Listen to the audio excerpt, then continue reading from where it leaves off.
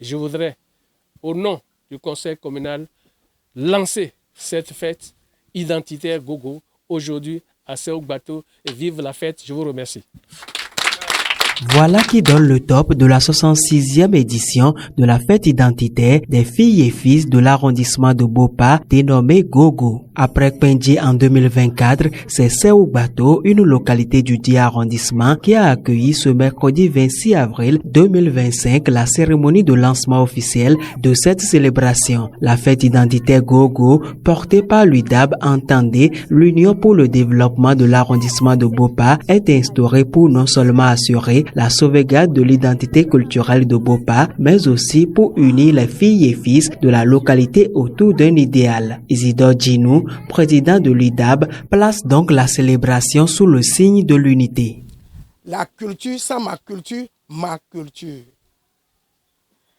C'est bien, alors fort de cette pensée combien célèbre que je voudrais remercier nos devanciers, nos aînés, qui ont su trouver ce creuset dénommé Gogo, pour non seulement nous ressourcer, mais aussi solidifier notre union, consacrer notre solidarité.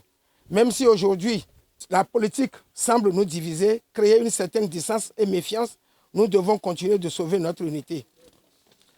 Seul catalyseur du développement de Bopa, nous devons savoir que ce qui nous unit est plus fort que ce qui nous divise et que nous sommes condamnés à vivre ensemble, main dans la main. Ce jour mémorable lance une aventure festive de 6 jours, au cours desquels plusieurs tableaux assaisonnés sont prévus. Votre séjour à Bopa vous permettra de découvrir davantage la destination Bopa et de vous détendre copieusement. Vous allez voguer sur le lac Aimé au son de Vike Gégé, de Gogohun et de Ogahun. Distingués et augustes assemblés, Bopa vous accueille avec ses anciens mets. Ces belles mélodies, son hospitalité légendaire et vous garantit un séjour bien sécurisé.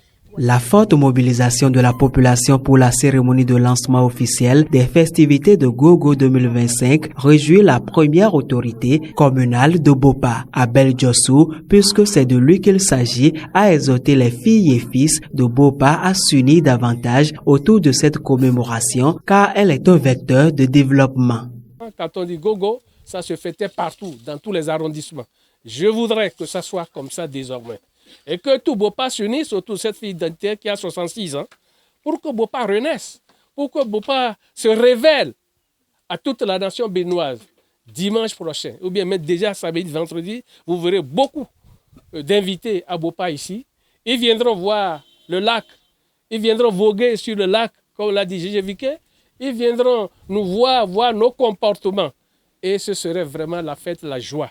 Et ça peut apporter beaucoup à Bopa. Pour marquer d'un cachet indélébile cette 66e édition de la fête identitaire Gogo, le Bureau de l'Union pour le développement de Bopa UDAB a concocté un programme très alléchant et riche en couleurs. Jeudi 17, nous aurons d'autres activités telles que la danse folklorique de Zangweto.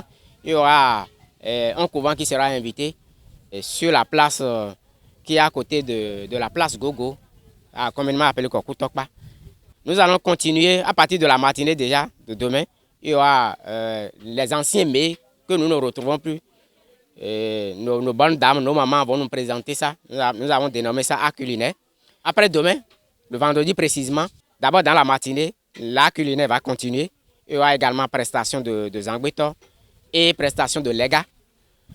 Et le soir, nous aurons la retraite au flambeau qui sera suivie du concours Miss Bopa.